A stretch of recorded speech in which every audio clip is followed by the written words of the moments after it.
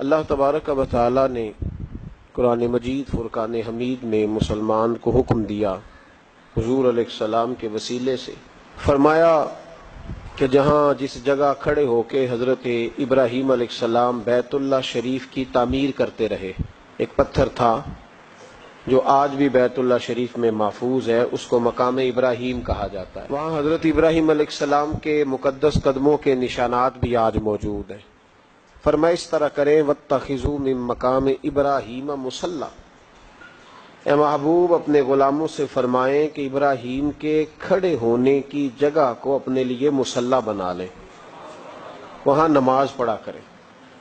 اس جگہ پہ سورہ بقرہ کی آیت نمبر 125 ہے۔ یہاں اگر آج کوئی شخص کونے میں سے کہتا کہ جہاں اللہ کے نبیوں کے قدم لگے وہاں نماز پڑھنی چاہیے تو لوگ پریشان ہو جاتے۔ میں نے دیکھا ہے لوگوں کی سنجیدگی کو ٹھیس پہنچتی، یہ آپ کیا کہہ رہے ہیں؟ لیکن کھلا حکم، یہ بہت بڑی بات ہے، اگر آپ اس پہ تھوڑی دیر غور کریں، بہت ہی بڑی بات۔ حضرت عتبان بن مالک رضی اللہ تعالیٰ عنہ نے بھی کہا تھا، صحیح مسلم ہے، عرض کی یا رسول اللہ صلی اللہ علیہ وسلم کبھی میرے گھر بھی تشریف لائیں۔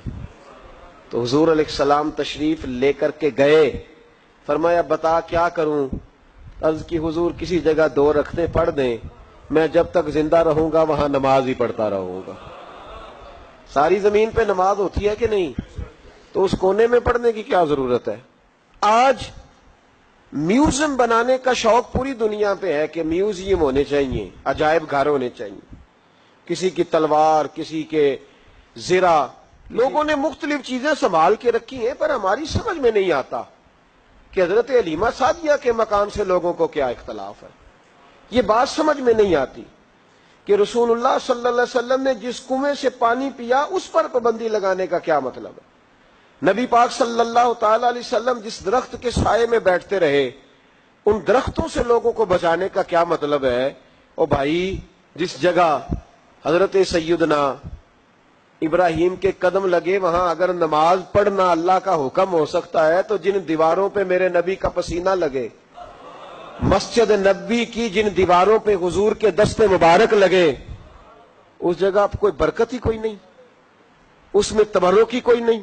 اتنا خشک دین، اللہ جانتا ہے مسجد میں بیٹھا ہوں، پاکیزہ سا ماحول ہے، ہم تو نرم بات کے قائل ہیں، لیکن یہاں تو ہمیں کوئی سمجھا دے، یہاں کوئی ہمیں سمجھا دے، یا پھر ہم سے سمجھ لے۔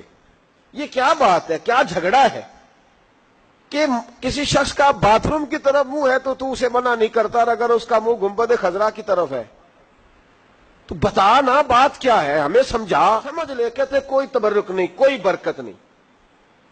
نبی پاک کا ہاتھ لگا، حضور یہاں بیٹھے، اللہ کے نبی نے یہاں آرام کیا، کوئی برکت نہیں۔